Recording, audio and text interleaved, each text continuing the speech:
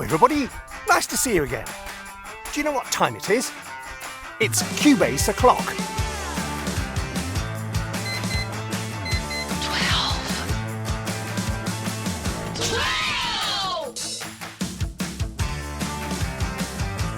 12! Happy days! Yes, it's a whole digit upgrade to Cubase, so we've gone from 11 to 12. Now, as those of you out there in the world of software know, a whole digit upgrade with a piece of software you use all the time is a very, very exciting moment. It is just like Christmas. In fact, it's very like Christmas because sometimes at Christmas you get presents you weren't expecting, which are great. And sometimes you open the present and what you were hoping for isn't there. So whole digit software upgrades are exactly like that. And so sometimes you're going to get lots of stuff you weren't expecting which you like, and sometimes stuff which you set your heart on isn't there. This one is a very significant upgrade for Cubase. It's also sort of a leveling up because there's things like, for example, look, okay, here is my laptop. It is running Cubase. Oh, what? What do you notice is missing? Yes, the dongle. There is no dongle anymore. It now runs without a dongle. You know, obviously, Logic and FL and all the rest of it have done that for a while. So there's now, if you're a Logic user and say, I can't be using Cubase, I'm not doing that dongle thing, particularly on laptops, that objection is gone. The other one is, this is now running on an M1, this is an entry-level Air M1 silicon chip MacBook, and it's running absolutely brilliantly on it because Cubase 12 is M1 native. Sorry, Mark in Melbourne? I don't care because I don't care because I'm using a PC. Okay, the reason the M1 thing will matter is in the past, PCs have had a price performance advantage over Macs. You're paying slightly over the odds for in terms of performance for the fact that it's an Apple. The M1 chips are showing every prospect of being so powerful and at a price point which is so good that actually it may turn it on its head. So you, Mark in Melbourne, you, Fenella in Singapore, you, Daniel in Dulwich, are running out of names, who may well be PC users, may well find when you come to upgrade your computer that actually you're going to get better value for money out of a Mac than a PC. At which point, but it only works if you've got a piece of software which is designed to work really efficiently on the thing in question. So what we've got is no dongle, silicon native, and coming down the pipe, which in other words, once you've upgraded, you paid for it and it'll come in a sort of 12.1 or whatever, is Dolby Atmos native integration. Another thing Logic's had for a while, which now is going to be on Cubase. So just think about this for a moment. It means that I can sit here on an entry-level Mac machine with no dongle, looking at the harbour behind me with a pair of headphones, mixing a piece of music in surround. How insane is that? Just, rewind a few years, and if I said that to you, you guess science fiction, mate. Science fiction. It's not. It's science fact, and it's here right now. But in order to show you really what's going on with the amazing Cubase 12 and all the other dingly-dongly stuff, I think we need to get back to the shed, okay?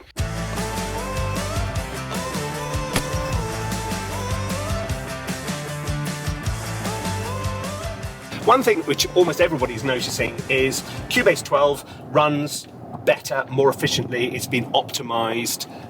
So on the same hardware, you're going to get more tracks, or you're going to get a lower buffer size. It's almost as though Cubase has been down the gym and lost a few pounds. And so, Cubase and Logic meet up in a bar, and Logic says, "Hey, Cubase, you're looking a bit kind of slim and sleek, and Logic, my old friend, I've been down the gym, I've done a bit of working out, lost a few pounds, feel a bit more snappy than I did," and it certainly does. So, what a weird idea. Anyway, the point is that regardless of the platform you're on, you're going to notice the benefit of that.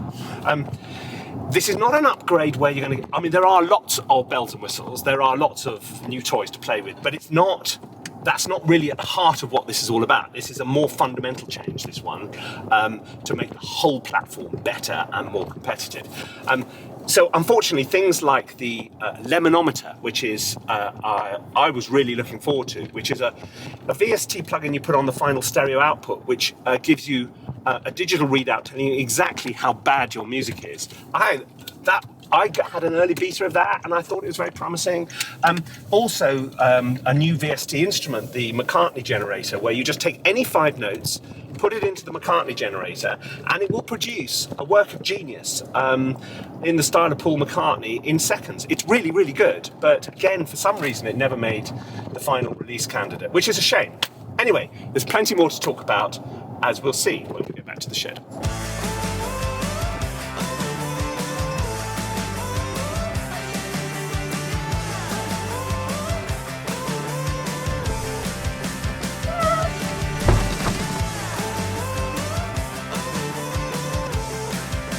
Okay, let's jump into it. Here is Cubase 12. It looks pretty much the same as Cubase 11, to be absolutely honest, except for this little blue and white logo instead of a red and white one. Let me take you through some of the more interesting bits and pieces. There's a really cool... Okay, there's two things. There's two things which will eventually, I think, work together really powerfully. One is new integrations for control surfaces like my keyboard here, my Native Instruments thing. This is the Native Instruments S88, and what they're going to do is develop... I'll show you what I'm talking about it. Okay, there's a new tab here, look, remote controls, and if you have a controller keyboard which it supports and has the script for, it will pop up with all the knobs and everything else. Now that's really cool, because it's going to allow you to make full use of a fantastic keyboard like this in order to control plugins like this. You see, these two things go together. FX modulation. I'm very fond of this one. Look, here's a... Here's a bit of a synth. Hang on, let me just put it going. Just any old nonsense. Right, let me now cycle that, and let me introduce you to this really good little plugin. Where are we going? Here we go. Retrolog. Let's put it in here. It's called FX Modulation. There, modulator. What it does, it gives you multiple layers of being able to modulate any of these things. So we got chorus, flanger, multi-mod, filter, width, pan, overdrive, bit crusher, pitch shifter, tons and tons and tons of stuff. So let's, for example, start with, where's volume? Let's start with volume. Let's put one of those on. Let's choose a different shape, that one. Okay, so now, when I play, right, now we turn the time. Here we go. If it's go. Except what I played is so out of time it can't deal with it. Hang on, let me play something which is in time, then it's going to be better.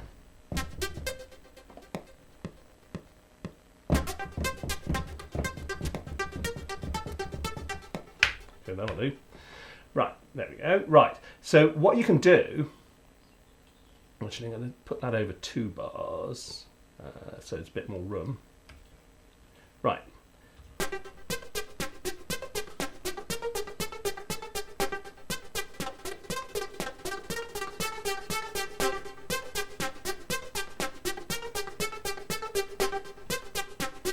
Let's put the filter.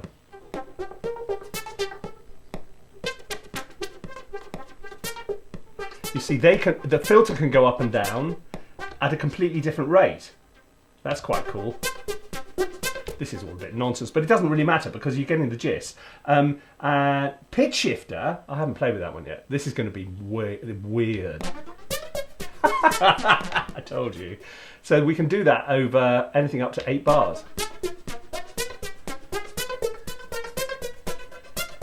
Okay, so now imagine you've got all these weird and wacky knobs, and you've got a cool remote control surface thing, and you put the two together and you get lots of twiddly stuff, making it incredible. What you're doing is adding real-time expression, particularly to electronic instruments, so that you just sort of changes it from being something static to something really interesting.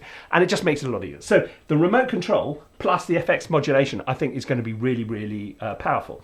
They've also come up with, there's loads and loads of stuff in here. Let me, you can now take an audio file and extract chords from it. I'll show you. It's quite cool. So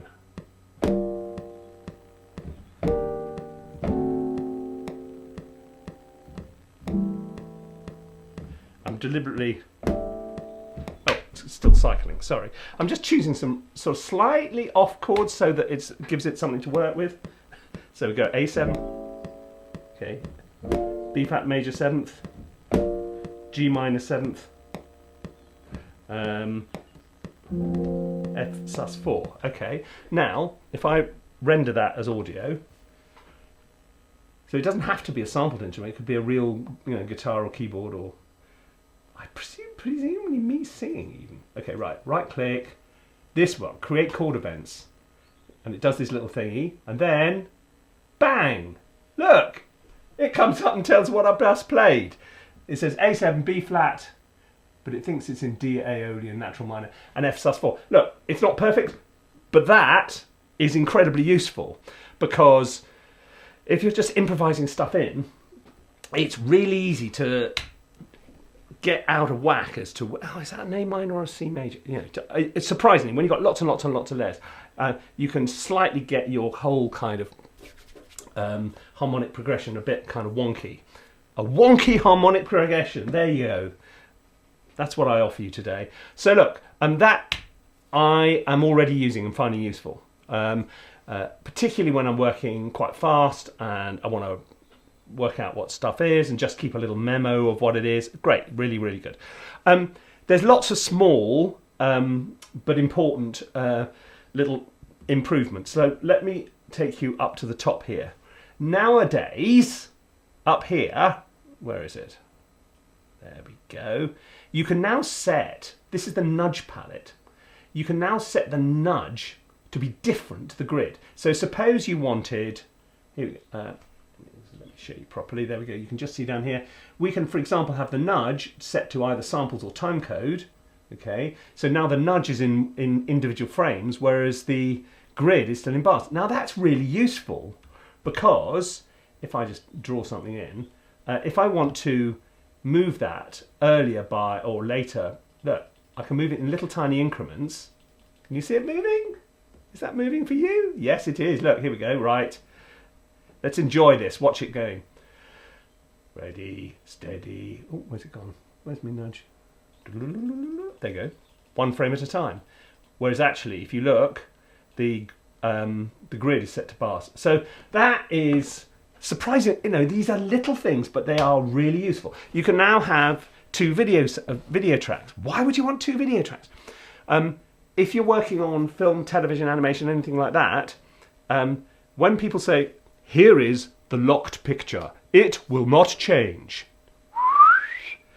they're lying. It always changes. Not always, but more often than not. Oh, we just made a little tweak. Just the odd frame here and there, don't you know? And all your music goes out. So if you've got two video tracks, you can see where they've made their little tweak, don't you know, type thing. Anyway, so the two video tracks is pretty useful. Audio export now, here's another one. Let me just quickly create a bit of audio and I'll show you what I mean. If you, okay, render them out. Boo. There you go. Now, if you select the event, that one, and you go to audio export, where is it? Export, you can now have selected events, that one there. So now I can bounce these out as block events, one event, separate events, and I can choose exactly where I can name them, I can choose where it goes to. If you chop up lots of samples and things like that, for sound design or whatever, this is really useful. In the old days, it used to be really hard to get this to work, but because you had to follow things through, and it's in the audio folder. But now it's just nailed it. Okay, that's really, really good. Thank you very much, Steinberg. I'm very pleased with that. There are lots and lots of other improvements. They've changed the logical editor, which is now much more powerful. Fades, audio warp, which is kind of auto-tuney type thing, melodyne type, more melodyne than auto-tune, to be honest. Not something I use all the time, but really, really, really good. The power of, mostly it's those things I was talking about when I was sitting out in the sunshine. about the dongle-free authorization system and silicon compatibility and yet to come Atmos built in, all those sort of things, and the overall optimization of the system so it runs so well. Those things are super, super duper important. And that's really what I should say. What this little piano I'm playing is something called Verve, which is a new instrument which comes with Cubase 12, and it's perfectly nice, and it's sort of got that kind of it's nice, isn't it? I like it. So I mean, there are so many different things. The power, though, the reason I have been a Cubase user for so long is it is infinitely customizable. It is so powerful. And I'll just give you a quick insight into this. If you go into the key commands, here we go. Right, look. Any of these events in this list here, you can attach a shortcut to, and you can, and therefore you can just do it straight from a keyboard, or in my case also from this thing, from my Stream Deck, I can program it onto there. That makes a big difference as well. Look, the point is the amount of stuff here. Many of these things in here you can't actually access any other way than through this list and attaching things to it. So, for example, where's the agents thing? This is one which I use all the time. So, if you want to show all channels and tracks, yes, fair. Show all channels with data, yeah, that's fair enough. This is where it gets really good. Show all channels and tracks with data at the cursor position, or show all channels and tracks between the locators. If you're on a big project and you want to know, you're hearing a weird sound and you're thinking, okay, at this point here, what tracks are playing, and you've got a shortcut which does that, you're in business. You can see instantly. If you've got 500 tracks, it'll just put up the 20 tracks which are actually playing at that one time. That is just brilliant. And being able to select tracks just inside the locator, that is really brilliant. So it is a truly professional piece of kit, and it just gets better and better. I've been using it. I used to be on Digital Performer, and then I jumped ship, 8 years ago? Something like that, quite a long time ago. Largely because I was slightly concerned about the future of Mac as a professional platform, and I wanted to go onto something which had as much support on the PC, if not more. And I use Cubase on PCs and Macs, and they're completely interchangeable. Nowadays, Digital Performer is allegedly really good on a PC. At the time, it was just early days. So anyway, but Cubase now is, for me, the ultimate DAW for film and television in particular. But it's also, it'll do whatever you want it to do. So if you're a songwriter, if you're a games composer, whatever else you do, it will do it. And it's very, very flexible, very, very customizable, and I love it. And I'm very happy to be upgraded to 12, and it all works great. So look, that's about all I've got for you for today. If you are a Cubase user already, then upgrading is a no-brainer. And I hope for those of you who aren't Cubase users, I've given you a little insight into the Cubase world and why I like it. So if I were you, whatever DAW you're on, give it a thought, because I know the trouble is changing DAW is a big deal. And if it doesn't take long to learn the basics, but if you're working at a professional level, I reckon it's at least 3 months of working with a new piece of software before you're up to a comparable level where you can start to do commercial work. And that's quite an investment of time. And as Hans Zimmer famously said, the best DAW is the DAW you know well, or whatever. It doesn't make any difference in some respects whether you're on Cubase or Logic or FL or Reaper. If you know that DAW and that's where you're most comfortable writing music, then great. Once you start bumping into little barriers which stop you doing what you want to do, that's when you have to start considering other alternatives. And anyway, look, I've rabbited on for long enough. Hope you found this useful. And if you want to find out more about ThinkSpace Education, there's some links underneath this and free stuff and all kinds of things. And anyway, I'll be back very soon with another one of these. So see you soon. Bye-bye.